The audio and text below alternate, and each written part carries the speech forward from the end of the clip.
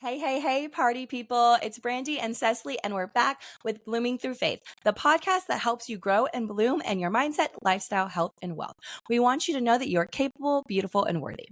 Today, we're going to help you grow in your relationships with your partner, your friends, your coworkers, and family by helping you learn and recognize your own love language and their love language. Okay. So some of you guys may have heard of the concept 5 love languages.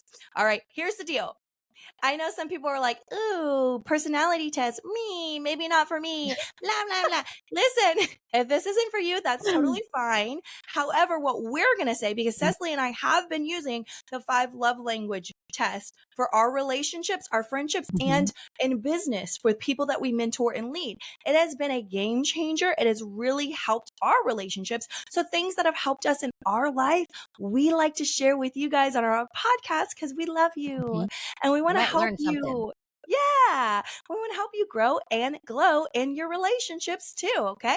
So, the concept of the 5 love languages was introduced by Dr. Gary Chapman in his book, The 5 Love Languages: How to Express Heartfelt Commitment to Your Mate. Okay. Now, according to Chapman, because people express and experience love in different ways, he categorized this in the 5 main love languages. Okay. So I actually have the book in front of me. So when I'm telling you, look at Cecily, she's like, oh, what girl? You I actually don't have have the book, actually. I don't have the physical copy of the book, and now I feel like I should because Yeah, I didn't know that you had it. I'm going to totally send it to you. I'm going to send it to you via Amazon. Love it.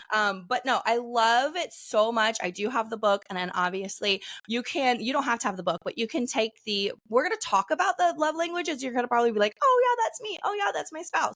But you guys can take the test too, to make sure. And what's really cool in this book is it gives different things to do for those love languages. So if your spouse's love language is touch, it's going to give you different things that you guys can do together. Don't get weird, friends. Don't go into weird places. Okay. I'm talking about hugs. I'm talking about handshakes. I'm talking about rubbing backs. Okay. If it's quality time, those things we're going to talk about it too. But I love the back of this book. So I wanted to read it really quickly. Okay. Simple ideas, lasting love. Between busy schedules and long days, expressing love can fall by the wayside. We forget to compliment, to give gifts just because, to linger and embrace. The things that say I love you seem to either not get said or not get through. This book is about saying it, hearing it clearly, okay? Just learning to express love in your spouse's language. And we can all admit that. Like, when was the last time your spouse looked at you and was like, you're beautiful? Mitch, if you're listening, I had to tell you that you haven't told me that in a long time. And That's words so of affirmation. funny. Yes. Because I literally it wasn't an argument. Tommy and I did not get into an argument, but I was looking for a little affirmation. Okay. And I said something and he goes, well, do I have to tell you you're beautiful? And my head spun around so fast and I was like, yeah, you do. If your wife asks, just point blank, if a woman asks you, hey, do you think I look nice? You should always tell her that she's beautiful. Period. Like he was like, 100%. I think you're so attractive. I was like, no. No. You have to say it. You have to say it. And also, I know we don't have a lot of male listeners, but if you are a male listener, if your wife gets holiday, she's dressed up, church, she's dressed up, Gosh. dinner, especially dinner, y'all going out on a dinner date, she hasn't worn a dress in a month, and you don't say, all you have to say is, babe, you look so pretty, babe, you look so nice. And if your love language is words of affirmation, you thrive on that. So we're going to talk about how you might want to communicate that with your spouse. Okay. So it's important to know these and recognize them not only in your partners, and I know that's what we've been talking about, but also in relationships with friends, with coworkers, with people who you're a leader of, okay, business, and family members. We're going to explain what each of these 5 love languages are and how you can be receiving and giving them. All right. And again, there is a quiz. We're going to add it to our Instagram. If you guys are not following our Instagram handle, please do. We put out lots of fun quotes, lots and lots of fun quotes I think you guys would like. And then we'll also put it on the website for you. So I'm going to kick it off to Cecily to go over number 1, first love language. Number 1, words of affirmation. You guys, I'm excited to kick off with this one because this is one of my love languages. So I am big, big, big on words of affirmation. And if you know me personally, you know that I am usually giving a lot of words of affirmation. And that's because I value it and it's important to me. So the thing you need to know about people with words of affirmation as a love language is that they value verbal acknowledgments of affection. So frequent, like I love yous, compliments, words of appreciation, verbal encouragement. And even things like texting, social media engagement, like jumping on their pictures and things and showing up and complimenting them in those places also. So written and spoken words of affection matter the most to these people. These expressions help them to feel understood and appreciated. A simple I see you, I appreciate you goes such a long way. So I'll give you a good example of this, that if you have someone in your life that gives a lot of words of affirmation, you notice that they are really good about being positive when you do something or giving you a shout out, or even like you notice them with their own kids or their own spouse, they're really good about doing this. It's probably because they love it themselves. And that's one of the reasons why we're doing this episode, is because a lot of times the way that we show love is the way that we want to receive love. And that's really important for you to notice, because you might be pouring out into someone and you're not getting that same thing back. So you have to be really good about not just recognizing when someone has a specific love language, but knowing that it might be different than yours. So if you're like, oh, the way that I like to show love and feel loved is by telling someone that I care about them, that might not matter as much to them as something else. You have to figure out what your partner or your friend, or because that's just as important as your partner, your friend, your coworkers' love language is. So I didn't actually realize that my mom loved words of affirmation because she is a really tough cookie.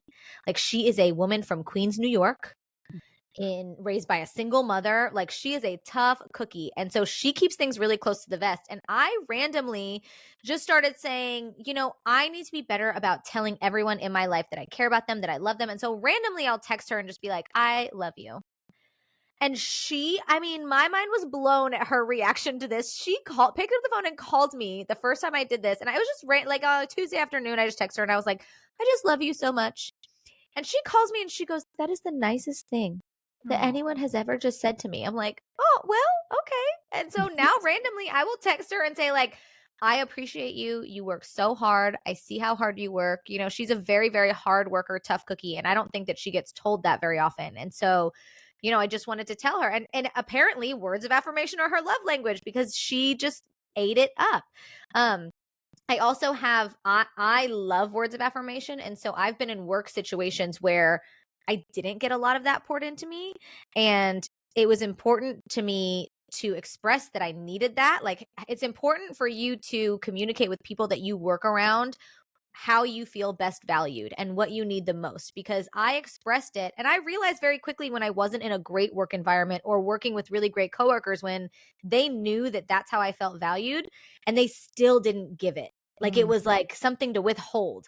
And I was like, oh, you know what? This is not a great, very healthy work environment. And currently where I am now, like, I'm so poured into by the people that are around me all the time now. It's such a difference, and it makes such a difference in the way that I want to show up and work, even just like in the church environment. So as a children's pastor, when I show up or when I do something, our lead pastor is so quick to be like, hey, I just want you to know that, like, we appreciate you so much and everything that you do, and you are so valued. And that matters so much to me. And so you have to really pay attention to these things. And if you notice that you have people around you that give a lot of words of affirmation, try giving it back a little bit and see how they react, because it might be their love language. I love that so much. Words of affirmation is my second love language too. And so on that same note, I always love, and I think it's maybe some trauma response from when I was a kid too, but I love hearing, I'm so proud of you.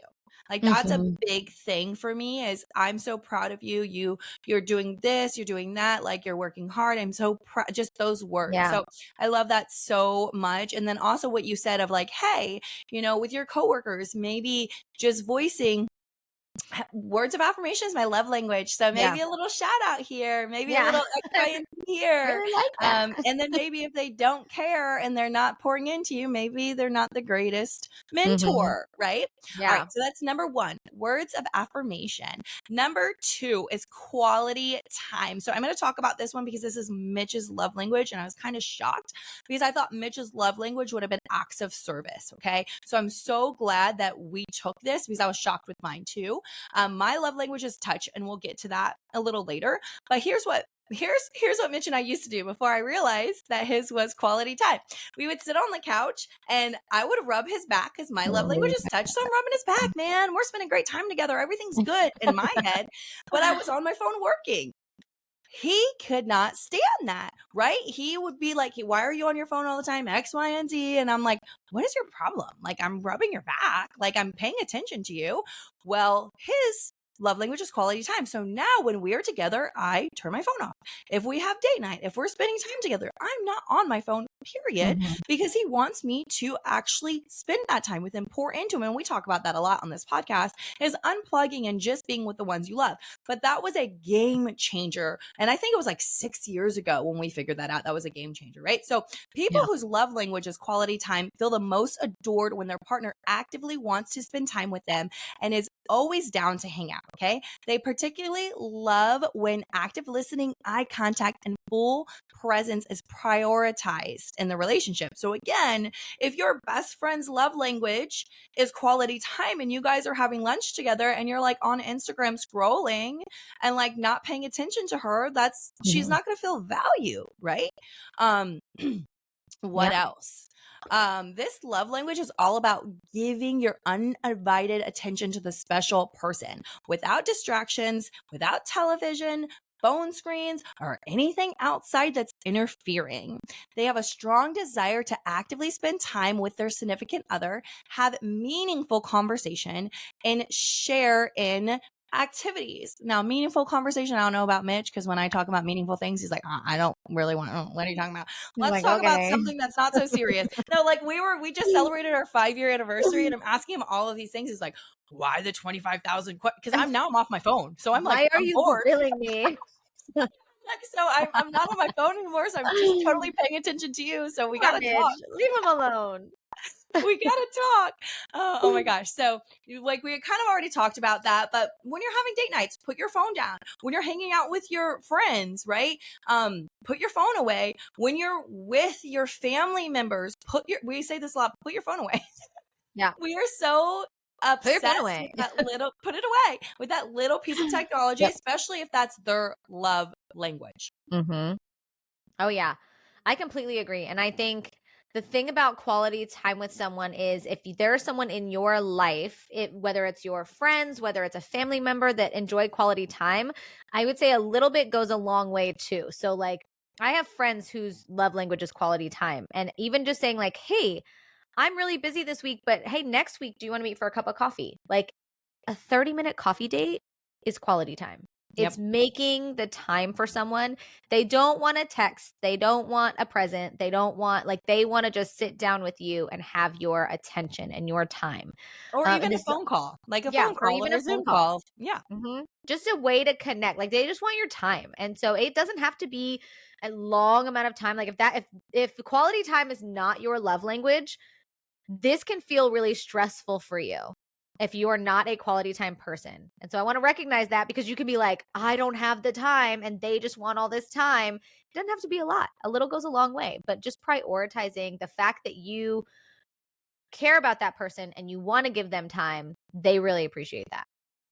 For sure. Because I've had a friend who was quality time and I was always very busy. And for me, I was like, I don't understand why you want to have this weekly coffee date. I don't have the time for this, but I do love you. And then I was like, oh, this is really important to them. So I can do this.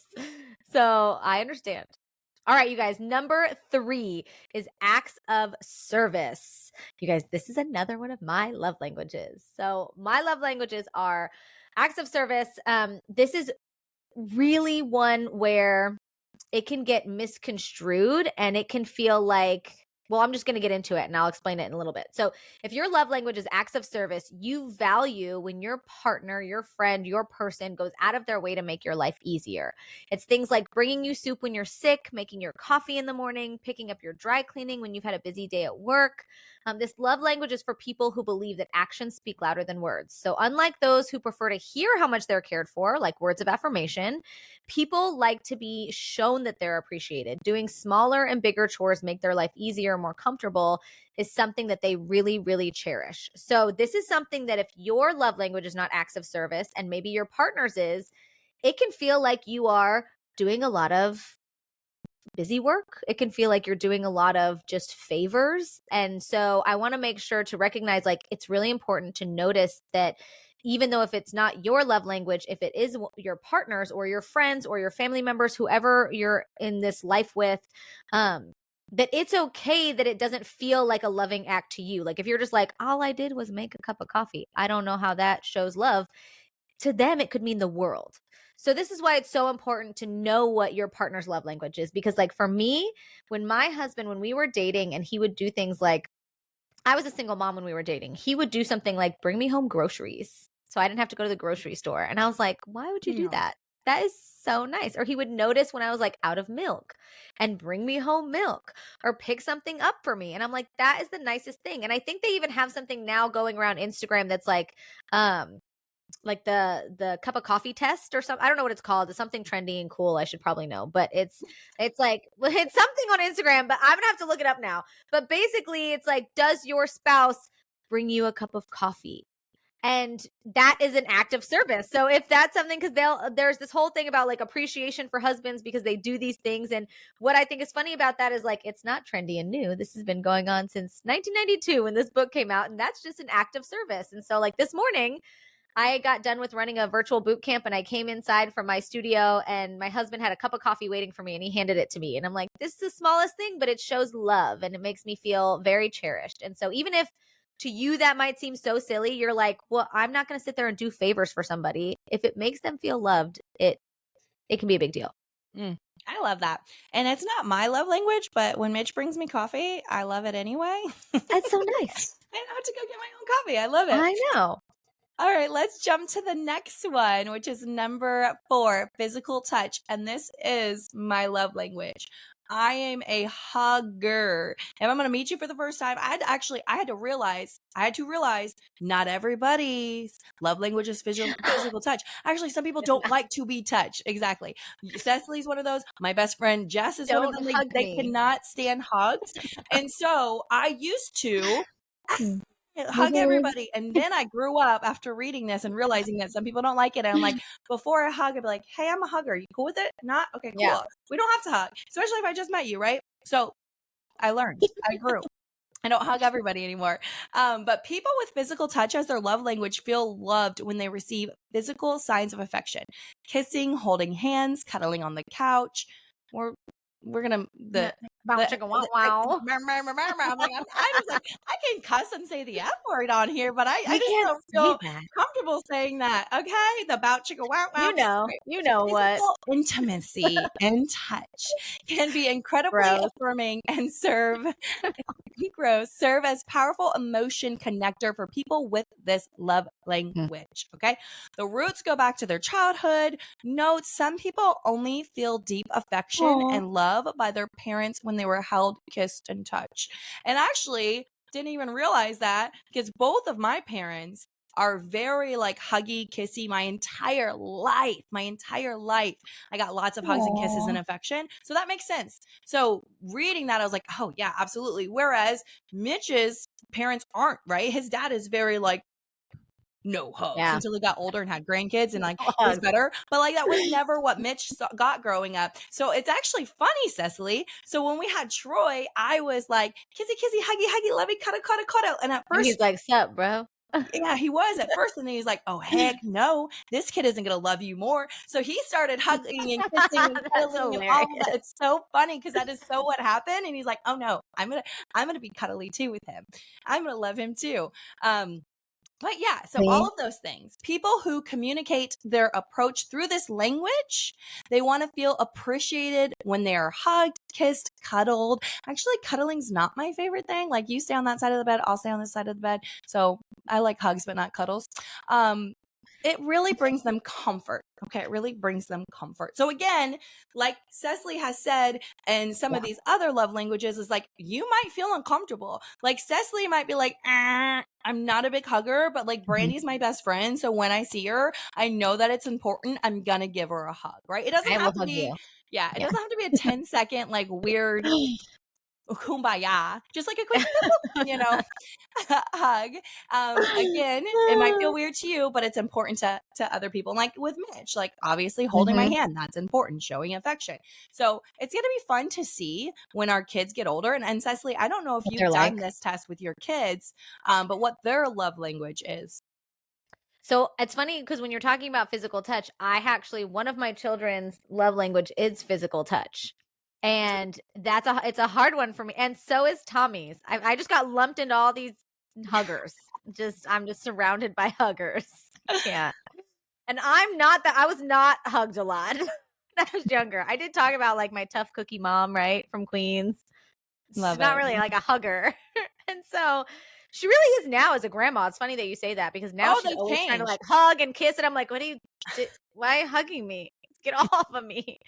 And my husband, his love language is physical touch. And one thing I had to learn about that is that it's not just, intimacy. Cause I was like, well, listen, you just have to respect my boundaries and I don't want to do that all the time. And I really thought like if someone's love language was physical touch, it just meant they just want to be loved on all the time. And I was like, oh, I had to learn that it was not just that. It's even just like when he gets home from work and he's in the kitchen cooking dinner, because he cooks dinner a lot, I will come in the kitchen and just rub his back.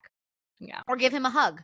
Or come and just like squeeze his hand. The littlest things, it's just that is a physical connection that to them allows them to feel loved. Or when he walks in the door, not just saying hi and giving him a big hug is a big deal for him. And so I have learned to be a little bit uncomfortable with that, and that's okay. There are even times where, and I love my husband so much, and there are times where he'll come and hug me and I'm like, okay, I have things to do, and we're gonna stay in this hug because I know he loves it and I love him. It's just funny how it's uncomfortable for some people and some people love it so much. And my middle son, his love language is physical touch, and there are times where we'll just be walking and he'll just want to hold my hand. Or he'll just put his arm around me, and it's very sweet. And I've had to learn like, this is loving. I need to do this. I need to work on this because I don't want him to feel like I don't care as much about him because I'm not a huggy person, So that is very true. I have done the test with my children, and you should. If you have children, you should find out what their love language is, because especially speaking from someone who is a mother to a teenager, it's important to know what that is, because they will never tell you what they feel or think at any time. You have to know what their love language is. All right. We have made it to number 5. Number 5 is gifts. Y'all, it's pretty straightforward. All right. You feel loved when someone gives you a gift, a visual symbol of love, as Chapman calls it. Okay. It's not about the monetary value. It is the symbolic thought behind the item. People with this style recognize and value the gift-giving process. So they value the fact that you have thought about them, deliberately chose an object that represents your relationship with them, and the emotional benefits from receiving the present. So people whose love language is receiving gifts enjoy being gifted something that is both physical and meaningful. So the key is to give meaningful things that matter to them and reflect their values, not necessarily yours. Oh, you can keep going. I just No. wanted to. Brandi wants to say something. Go, Brandi. Okay, so I want to chime in on this real quick. And because we've talked about spouse, we talked about kids, we've talked about family members and their love language, I kind of want to talk about coworkers and teammates, especially if you're a leader. So Cecily and I both are leaders in different companies. I used to be with a fitness company, and I had tons of trainers that were on my team. And now with social retail, tons of ladies that are on my team. So knowing what their love language is so important, and how they feel appreciated as a teammate, as a business partner, right? And so talking about gifts, I have some gals on my team and I love giving gifts. And it's so funny. It's so funny because it's not my love language, but I love giving gifts. And I always do it for my gals.